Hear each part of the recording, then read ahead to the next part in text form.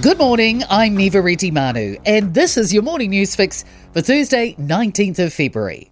In this update, the Reserve Bank says we may be seeing a fundamental change in the way our economy operates. The central bank's forecasting only modest growth in house prices, following its decision to keep the OCR unchanged at 2.25%. Chief Economist Paul Conway says consumer spending will now be driven more by incomes than house prices. And he says the housing market seems to be working differently to how it's worked before. Conway says that there have been structural changes, which mean higher demand for housing results in more sales and construction rather than higher prices. And the job market started the year off on a stronger foot. New SEEK data shows job ads have grown by 1.5% since October and are now 11.7% higher year on year.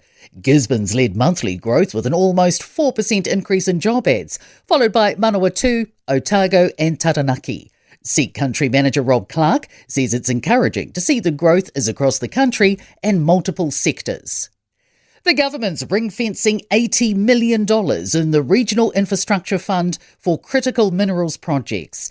It follows growing global demand for minerals and rare earths, particularly out of the US. A social service representative group stressing the need for a grassroots approach to dire child abuse rates.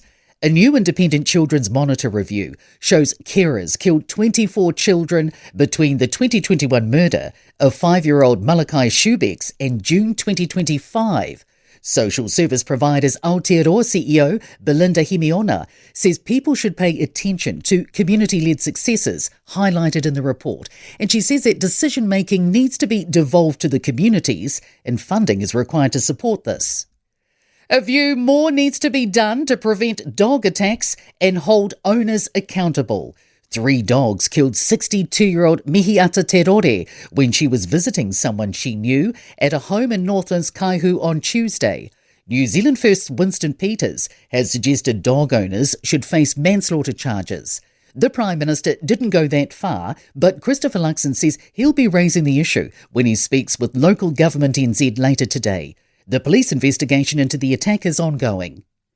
The possibility of a 4-year electoral term has been sidelined for now. Justice Minister Paul Goldsmith's confirmed the government's ditched the prospect of a referendum after the bill was taken to Select Committee under coalition agreements. He says following through would require the bill passing through the other stages in enough time before November's election.